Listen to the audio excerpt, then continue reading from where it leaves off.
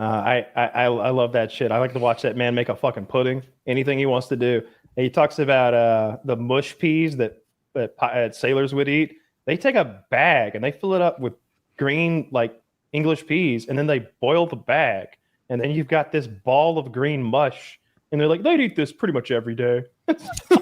Pretty much every day, and it's like, that somehow made peas less appetizing to me. Yeah, he's like, now if you were really having a treat, you'd add a little butter and salt, but those were rare commodities, so you probably were eating it plain. Maybe a little nutmeg, which was considered a poor spice.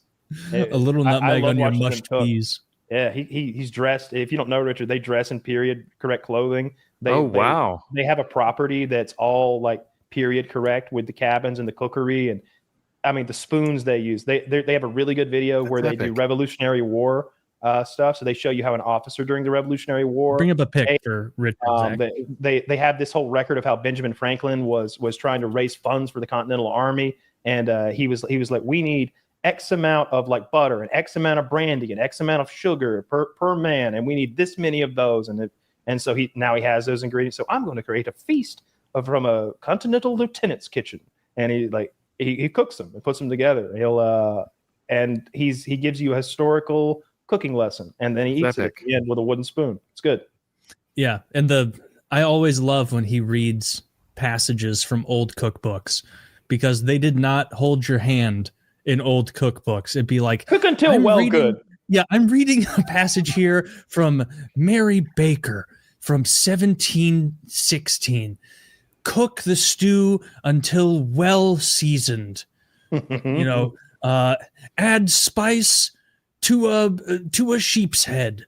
Now, in that time, a sheep's head meant whatever you could afford. And it's like, what the fuck does any of this mean? But it was like a lot of guessing. It was like, add radishes well-rounded. It's like, what? That's interesting. Is it because there wasn't a lot of measuring tools? They weren't measuring. It was like, add this amount, and then even the cooking, it would be like, cook until it kind of smells like this, or until some of the cooking books looks used like it was like, cook until lunchtime.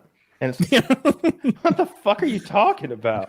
Now cook soundly until thou are hungry.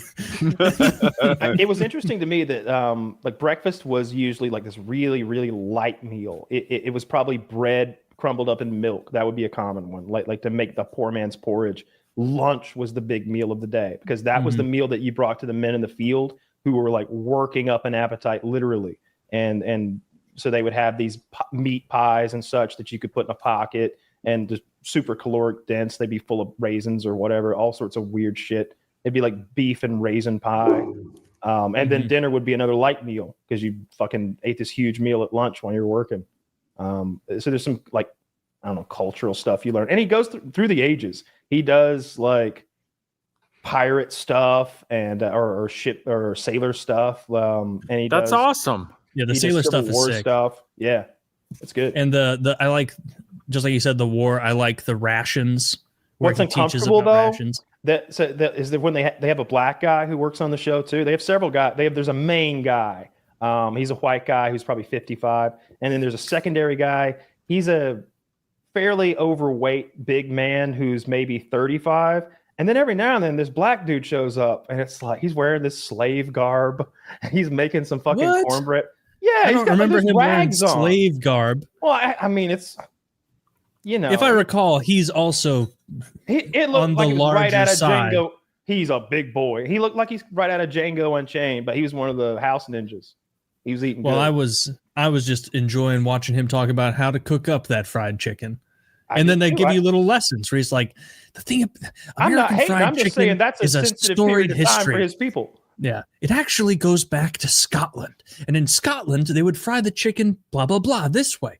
And then in the Americas, they switched this and that up and then did it this way. It's very entertaining. I love Townsend and Sons. Yep. Yeah, it's real good. I don't use any of their cooking, though. I'll stick with Adam Ragusa or somebody for that. Adam Ragusa? Yeah, it's a good cooking channel. Okay. I guess I stop on those quick recipes on Twitter for a reasonable amount of time, because my algorithm now serves me up a lot of cooking content, and I'm happy with it.